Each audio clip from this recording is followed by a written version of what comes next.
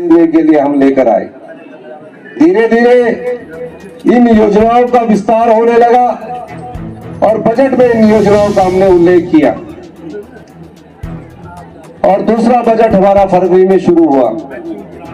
अधिकारी हमसे कहते थे कि चुनाव तो है नहीं, आप क्यों ये इतना पैसा इन लोगों को दे रहे हैं, चुनावों के समय दीजिए जैसे भारतीय जनता पार्टी के नेताओं ने दिया। मैंने कहा हम भारतीय जनता पार्टी के नेताओं की तरह लोगों के साथ राजनीति नहीं कर सकते। ये लोगों का पैसा है जो 2200 करोड़ रुपए हमने कमाया है, हम इसे आम जनता में बांटेंगे और हमने आम जनता में बांटने के लिए उसका लेख बजट में किया। धीरे धीरे इस बजट को पास करने की बात आई। 27 दिसंबर को राज्यसभा का चुनाव आया। राज्यसभा के चुनाव के समय कांग्रेस के बिके हुए विधायक जो कांग्रेस के चुनाव चिन्ह हाथ पर चुनकर आए थे, उन्होंने भारतीय जनता पार्टी के प्रत्याशी के खिलाफ वोट डाल दिया। वोट डालने के बाद वो सीधा हरियाणा के हॉलीडे इन में चले गए। हमने सोचा वोट डाला, गलती की, बजट होगा, आएंगे, और अगले दिन हम उनका इंतजार करने लगे। अगले दिन आए, हेलीकॉप्टर चल रहे थे, एक हेलीकॉप्टर उतरा, दूसरा हेलीकॉप्टर उतरा, सीआरपीएफ के जवान आ गए, विधानसभा का गेट तोड़ा। हमने कहा कि बजट पास करने के लिए ये लोग हमारे साथ खड़े होने वाले हैं। विधानसभा सभागार में नहीं बैठे, वहां सिर्फ ये कहने आए कि अभी एक दो दिन बाद जयराम ठाकुर जी ने कोर्ट सुना लिया है, वो मुख्यमंत्री की पद की शपथ लेंगे। अब कोर्ट सुना दिया तो हमने भी सोचा कि कहां सुनाया। वो सवेरे ही 7 बजे गवर्नर के पास पहुंच गए, एंड सूट वूट पहन के सवेरे ही 7 बजे गवर्नमेंट के पास पहुंच गए, गवर्नर साहब के पास पहुंच गए। अभी बजट पास होना था और जैसे ही वो सवेरे गवर्नर साहब के पास पहुंचे, हमने बोला बजट पास होने दीजिए। बाहर न्यूज लगा दी कि मुख्यमंत्री जी ने इस्तीफा दिया। मैंने सुना, मेरे पास विधायक आए, मैं बजट की तैयारी कर रहा था। मैंने कहा कि मैंने कोई इस्तीफा नहीं दिया, 40 साल इस कांग्रेस पार्टी में रहा हूं, एक योद्धा की तरह लड़ूंगा और इस लड़ाई को आप लोगों के संघर्ष के साथ जीतूंगा। और हमने वो लड़ाई जीती। और जो कोर्ट सुनाने गए थे कांग्रेस के विधायक, वो भी चंडीगढ़ में बीके हुए विधायक नाप दे रहे थे। फिर हमने सोचा कि ये हिमाचल की सीमा के अंदर आ जाएंगे। 1 महीने तक बाहर रहे, कभी पंचकुला, कभी ऋषिकेश, कभी गुड़गांव, और कुछ लोग तो हरिद्वार भी गए। कहते हमने पाप किया है, हम गंगा में नहा लेते हैं। गंगा मैया ने बोला तुम तो बिके हुए हो, तुमने अपना ईमान बेचा है। जिस पार्टी के चुनाव चिन्ह पर जीत कर आए उस पार्टी को बेचा है। गंगा मैया भी उनको नहाने से मना करती रही कि तुम्हारे नहाने से तो मैं भी मैली हो जाऊंगी। वो पूरे घूमती, पूरे देश, पूरे नॉर्दर्न इंडिया में घूमते रहे। और उसके बाद हमारे स्पीकर महोदय ने डिस्क्वालीफाई किया और आज वो जनता के बीच में वोट मांग रहे हैं कि हमें जिताइए। आपके पास 1 जून को समय है। हमारे पास पैसा नहीं है, लेकिन हमारे पास जनता की ताकत है, आम लोगों की ताकत है, आप लोगों की ताकत है। इस ताकत का आप सही इस्तेमाल करेंगे कि नहीं करेंगे? आप खड़ा करके बताइए। उन्होंने हमारी एक राज्यसभा की सीट चुराई है, हमारे विधायक लेकर चुराई है। आप हमें 4 लोकसभा की सीट जिताकर भेजिए। और हमारे प्रत्याशी विक्रमादित्य जी के अगर बंजार से अधिक वोटों से जिताकर भेजिए, मैं दावे के साथ कह सकता हूं कि विक्रमादित्य जी जब जीत कर जाएंगे,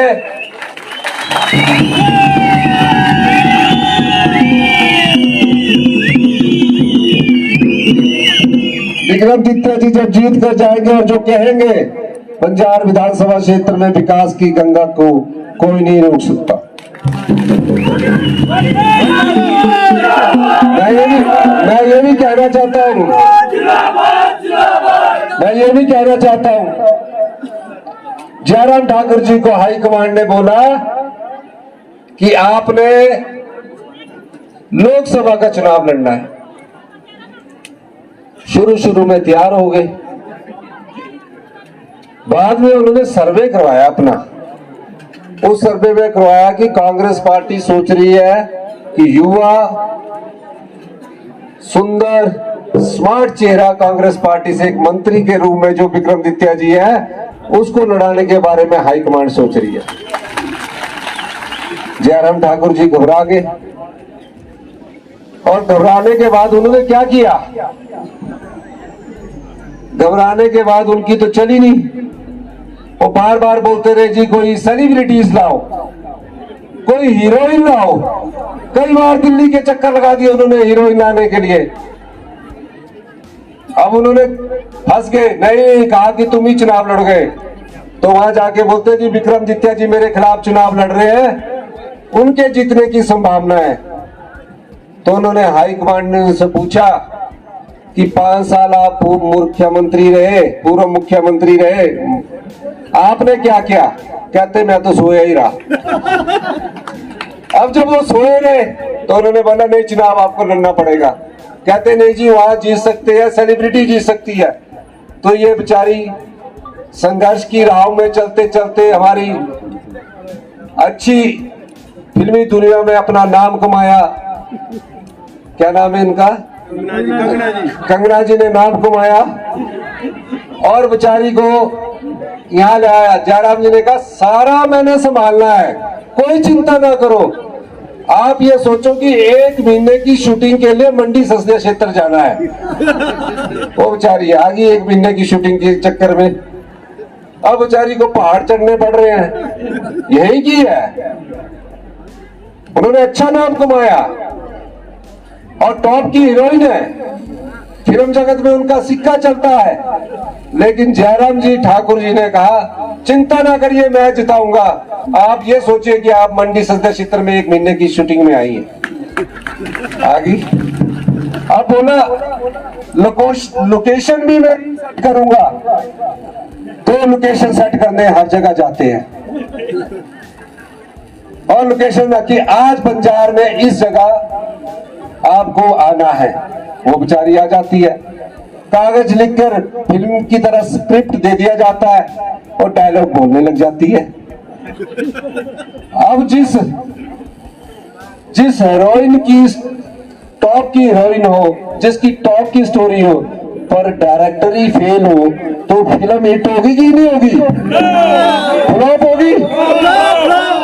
तो डायरेक्टर ही फेल है, वो बेचारी क्या कर सकती है?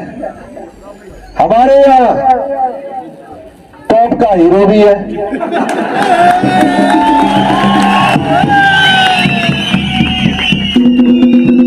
टॉप का हीरो वो जो जनता की सेवा में दिन रात लगा रहता है, उसे टॉप का हीरो कहते हैं। और एक मैं बात कह दूं, जयराम ठाकुर जी जितनी मर्जी लोकेशन बदल लो, जहां जहां डायरेक्शन देनी है डायरेक्शन दे दो।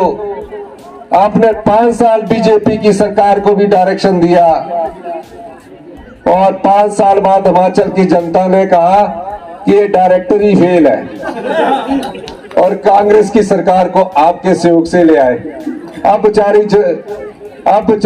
बेचारी कंगना को फेल करने में पूरा सहयोग रहेगा उनका। तो मैं ये कहना चाहता हूं कि जयराम ठाकुर ने 5 साल कुछ नहीं किया। जो लोकसभा का चुनाव लड़ने से मना कर दे और दूसरे को लोकसभा का चुनाव लड़ाने की सोचे, मैं जानता हूं कि उसने अपने क्षेत्र मंडी सस्ते क्षेत्र में कुछ नहीं किया, हमने किया है। हमने आपकी पीड़ा को समझा है। 90% परिवार हमारे गांव में रहते हैं। हम गांव के लोगों के हाथ में पैसा देना चाहते हैं और हमने 2200 करोड़ रुपया भ्रष्टाचार के चोर दरवाजे को बंद करके उस राजस्व की उगाही की है। इन्होंने तो भ्रष्टाचार के चोर दरवाजे खोल दिए थे। नौकरियां बेची जाती थी। सबॉर्डिनेट सिलेक्शन बोर्ड था जहां नौकरियां योग्य उम्मीदवार को ना मिलकर अयोग्य उम्मीदवार को मिलती थी। यहां हमारी सरकार ने सख्त फैसला करके उस भ्रष्टाचार के अड्डे को भी भंग किया और नया राज्य चयन आयोग बनाया जहां पारदर्शी तरीके से भर्तियां हो रही है। इसके बाद मैं सभी महिलाओं से ये जानना चाहता हूं कि जयराम जी बार बार बोलते थे ना कि 1500 कब मिलेंगे। सुंदर ठाकुर जी के लिए बोलते थे बार बार, क्या बोलते थे सुंदर जी? 100 200